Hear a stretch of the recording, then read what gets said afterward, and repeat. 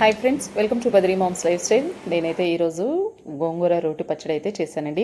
Taste అయితే చాలా బాగుంది. ఒకసారి ట్రై చేయండి. వేడి వేడి అన్నంలో కనుక ఇలా కలుపుకొని తింటే చాలా బాగుంటుంది. మిక్సీలో కాకుండా అప్పుడప్పుడు ఇలా రోట్లో కూడా వేసుకొని పచ్చళ్ళు చేసుకుంటే టేస్ట్ కూడా చాలా బాగుంటుందండి. ఇప్పుడున్న బిజీ లైఫ్లో అయితే రోటి పచ్చళ్ళు చేయాలంటే ఎక్కువ టైం అయితే పడుతుందని ఎవరు అంత ఇంట్రెస్ట్గా అయితే చేయట్లేదు. కానీ అప్పుడప్పుడైనా ఇలా చేసుకొని తినండి. టేస్ట్ అయితే చాలా బాగుంటుందండి. ముందైతే స్టవ్ ఆన్ చేసి ప్యాన్ పెట్టుకొని కొంచెం ఆయిల్ అయితే పోసుకోవాలండి. ఆయిల్ హీట్ ఎక్కిన తర్వాత దీంట్లోకి ధనియాలు, జీలకర్ర అయితే వేసుకోవాలి.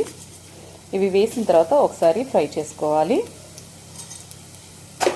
తర్వాత కొంచెం మెంతులు కూడా వేసి ఇవి కూడా కొద్దిసేపు రోస్ట్ చేసుకోవాలి.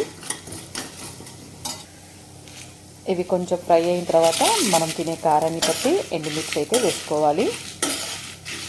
ఈ ఎండుమిర్చిని కూడా కొంచెం సేపు అయితే ఫ్రై చేసుకోవాలి.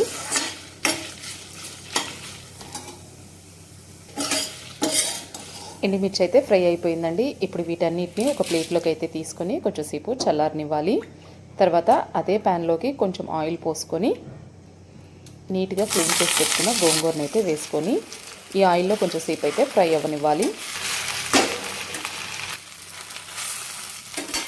రోటి పచ్చళ్ళు చేసుకునేటప్పుడు మనం కొంచెం తక్కువ ఆయిల్ వాడతాం కాబట్టి ఇది హెల్త్కి కూడా మంచిదండి. అప్పుడప్పుడు ఇలా చేసుకోండి, టేస్ట్ కూడా చాలా బాగుంటుంది. గోంగూర అయితే ఫ్రై అయిపోయిందండి. ఇప్పుడు స్టవ్ ఆఫ్ చేసేసి వీటన్నిటిని అయితే రోట్లో అయితే నూరుకోవాలి. నేనైతే పచ్చడి చేసే ముందు నీట్గా రోలంతా క్లీన్ చేసుకొని ఒక క్లాత్ తీసుకొని శుభ్రంగా తుడిచేసుకొని తర్వాత అయితే చట్నీ అయితే రుబ్బుకుంటానండి.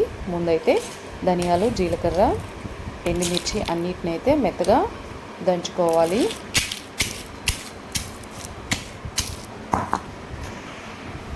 ఇవి కొంచెం మెత్తగా దంచిన తర్వాత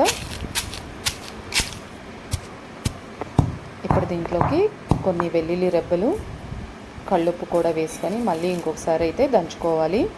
కల్లుప్పు వేయటం వల్ల రోటి పచ్చట్లకి రుచి ఇంకా బాగా పెరుగుతుందండి.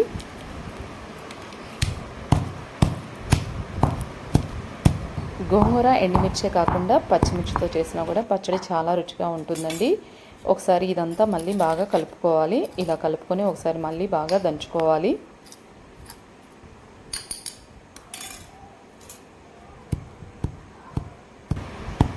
ఇప్పుడు ఆల్రెడీ నూనెలో వేపి పెట్టుకున్న గోంగూరను కూడా దీంట్లో వేసుకొని బాగా రుబ్బుకోవాలి.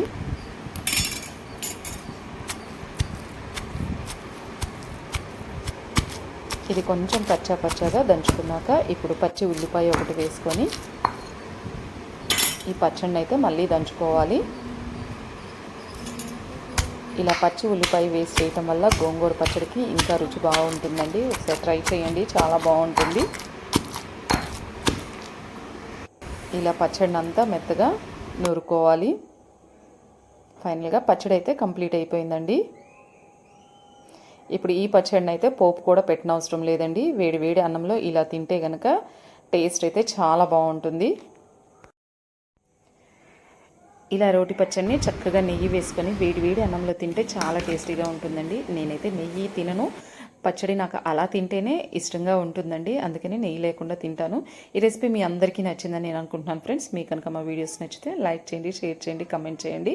కొత్తగా మా ఛానల్ ఎవరైనా చూస్తున్నట్లయితే